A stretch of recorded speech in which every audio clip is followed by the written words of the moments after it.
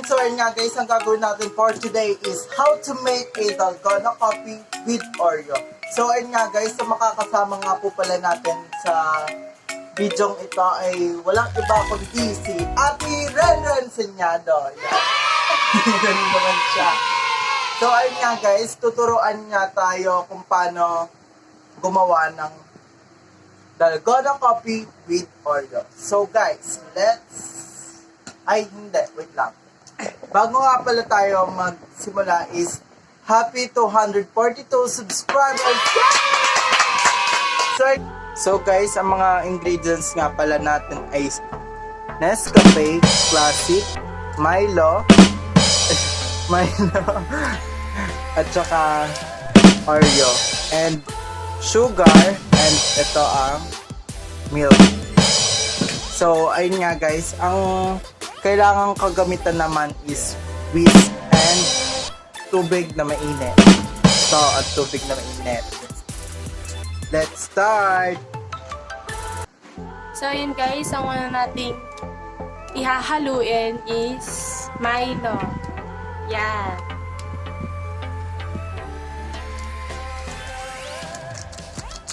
And, talagyan natin siya na mainit na tubig. 3 kutsara lang.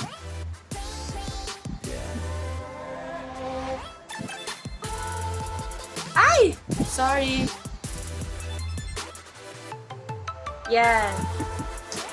Then, i-mix na natin siya.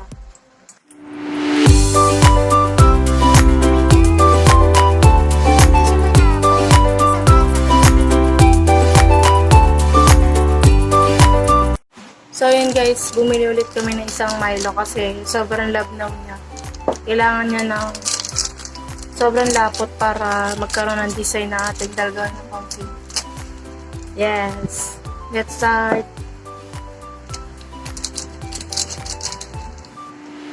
Yan. Mix ulit natin.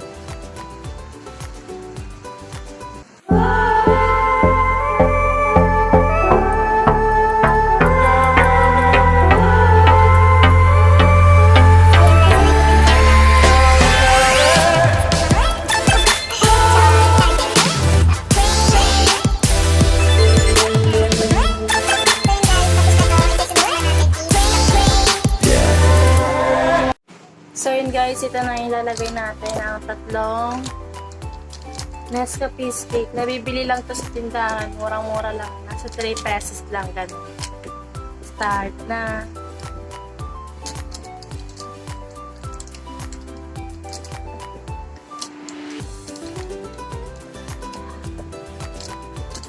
Yan. Ganyan. Then, maglalagay ulit tayo ng 2 kutsara. Sana wag sumobra.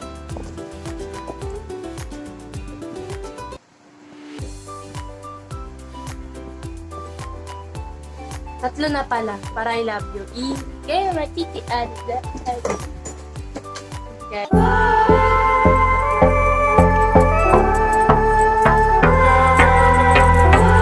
Kailangan malapot na malapot to.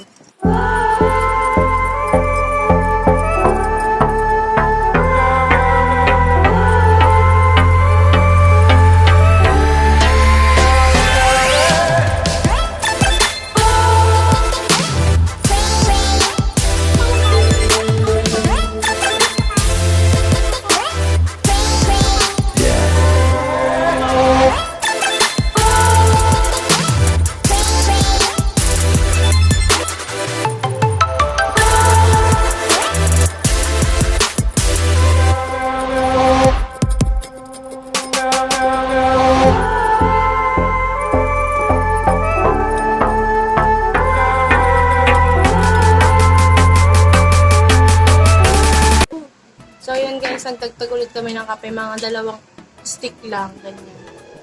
Yan. Kasi nagkulang ulit. Hindi pa ba sapat yun?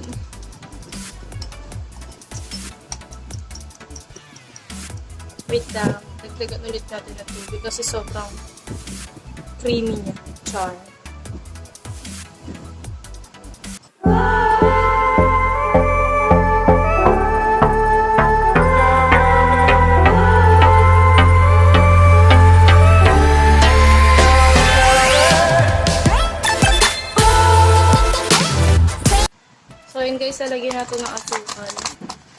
Mga isang spoon lang. Brown sugar. Negro. Sulit.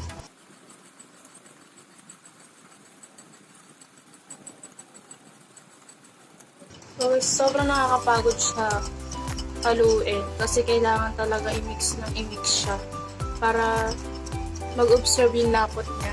Yes, yan. Yan. Yan, lumalapot na siya. Kailangan pa natin siyang haluin. Kailangan maging creamy white. So, maging ano siya, light brown, ganon. Ayan o, lumalabas na yung pagka-light brown niya kasi kanina ang itim lang.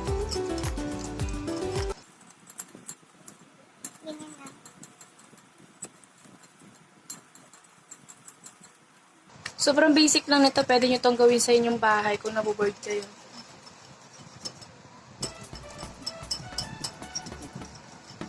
Yan na. Nagkukulay ano na siya. Baka may kumakain dyan.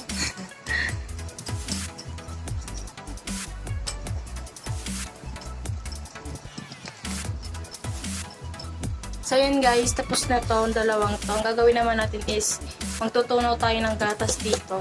Ay, hindi. Wait lang. Mali pala. Dito pala tayo. Oo, okay. Magtutunaw pala talaga tayo dito ng gatas. And then, dito natin ilalagay yung design ng Milo para magka-design naman siya. Basta guys, wait lang.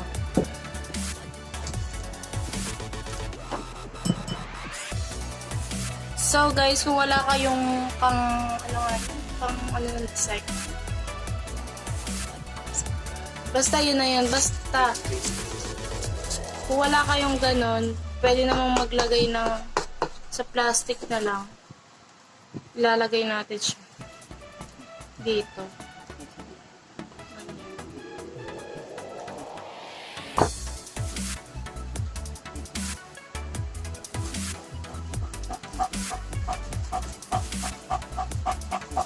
Ayan siya.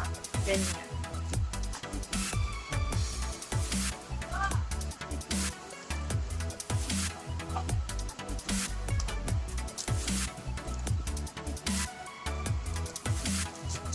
Tapos bubutasan natin siya ng konti.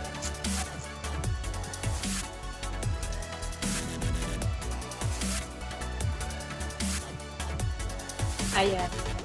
Ayan. Lalagyan natin siya dito sa gilid. Ipapalibot natin para naman magkaroon ng design.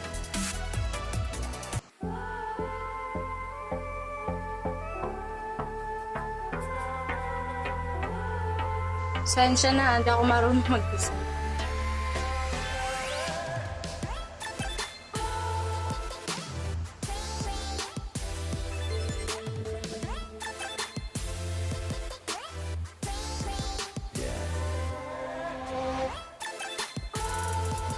So, yan guys. Ganyan siya kung titignan mo. And then, maglalagay na tayo dito ng milk para tanawin siya.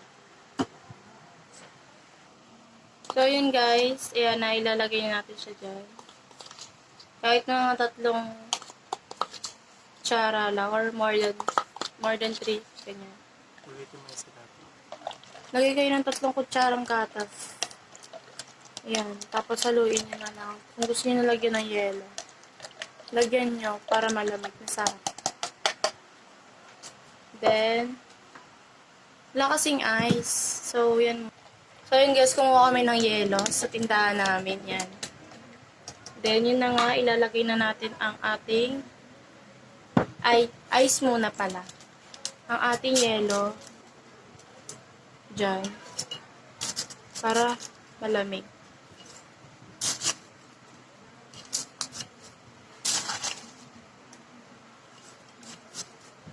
Then, sunod is yung gatas.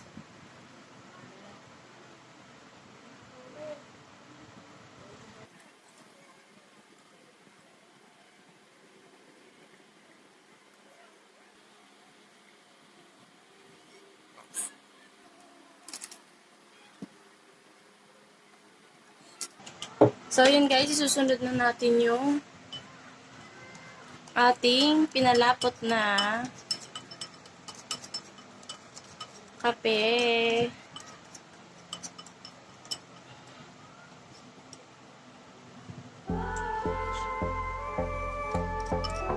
So, yun na guys.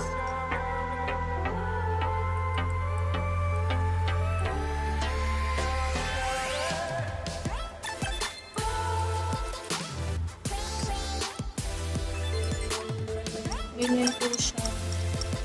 Kailangan ilubog natin kape sa ibabaw.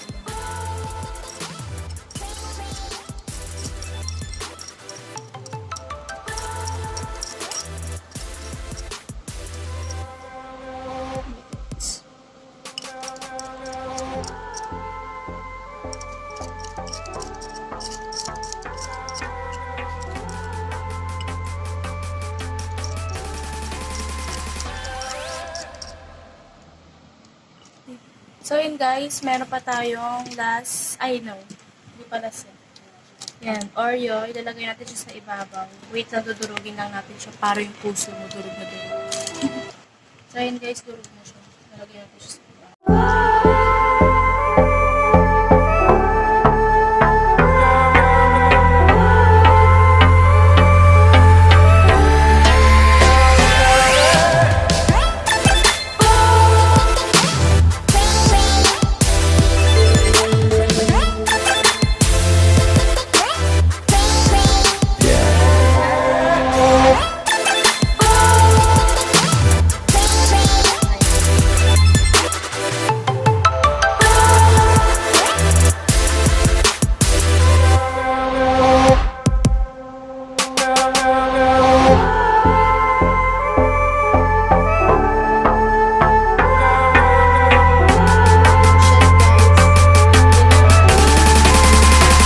Dalgona coffee with Oreo.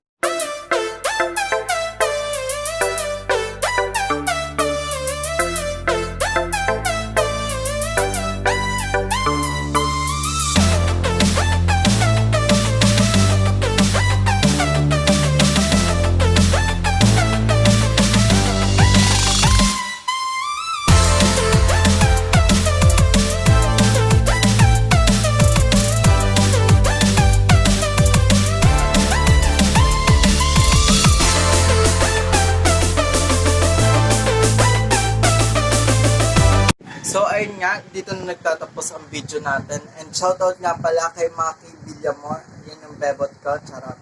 So ayun nga, kung nagustuhan nyo ang aking video, just click the subscribe button and click the notification bell para update sa aking videos. Bye-bye!